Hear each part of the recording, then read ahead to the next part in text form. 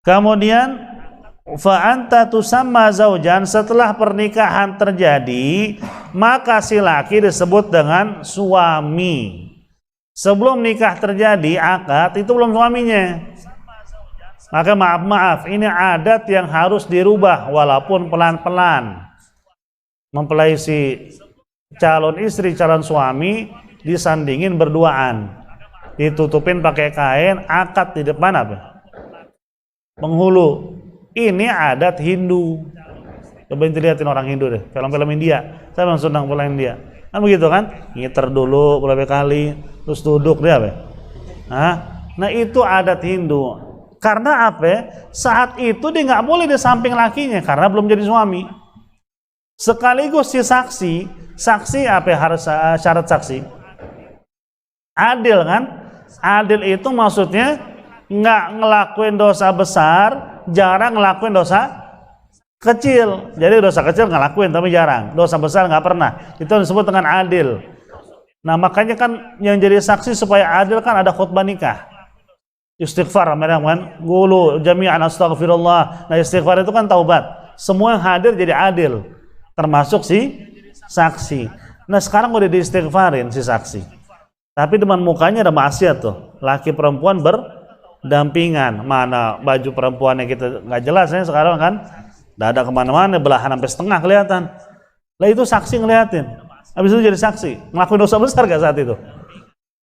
Makanya saat itu dikhawatirkan saksi kagak saja jadi saksi, karena saat itu sudah disuruh taubat tetapnya ngelihat maksiat. Makanya dalam Islam si suami akad ma'akad, istri ntar dulu kelar akad mau dikeluarin ke bini tanda tangan di situ atau berkasnya dibawa ke dalam, terserah gimana enaknya si suami, karena itu sudah menjadi apa? Suaminya. Jadi habis akad si penghulu nanya suami, ini gimana nih? Mau dibawa kemari istrinya apa yang ke dalam? Terserah suami yang mutusin. Karena saat itu dia udah ada hak. Cuman kalau sebelum akad si suami nggak ada hak untuk ngatur. Ada keluarga istri maunya istri di dalam, calon istrinya. Suami bilang kagak, harus samping saya, dia kan istri saya. Tar dulu belum akad kok istri saya, baru calon istri. Cuman itu sudah menjadi adat. Emang pelan-pelan kasih tahu. Nggak bisa juga rubah. Ente jangan begitu. Ente kalau nikah jangan begitu. Biarin orang lain seperti itu. Sering kejadian. Bahkan berkali-kali saya juga hadir acara-acara di daerah Cilengsi juga begitu. Itu dikasih masukan, si calon bini di dalam dulu deh. Berantem besan.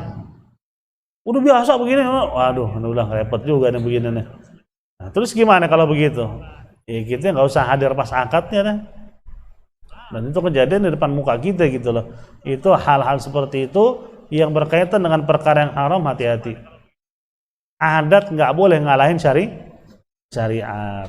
Syariat kalau adat nggak bertabrakan dengan syariat nggak boleh dilarang juga. Ada adat nggak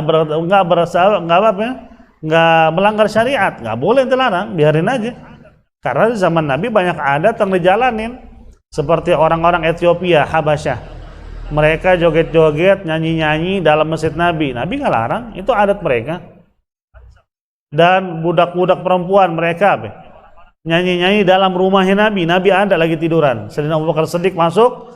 Kata Abu Bakar Siddiq, apa ini? Kok ada kelakuan orang jahiliyah di dalam rumah Nabi? Nabi bilang, biarkan wahai Abu Bakar. Ini hari raya. Ini hari raya, biarin dia senang-senang. Nah itulah Rasulullah. Masih maklumin adat yang masih wajar. Cuman kalau yang nggak wajar ya kagak boleh. Yang melanggar syariat harus kita rubah, tapi dengan cara yang baik, bil hikmah wal mau'izatil hasanah.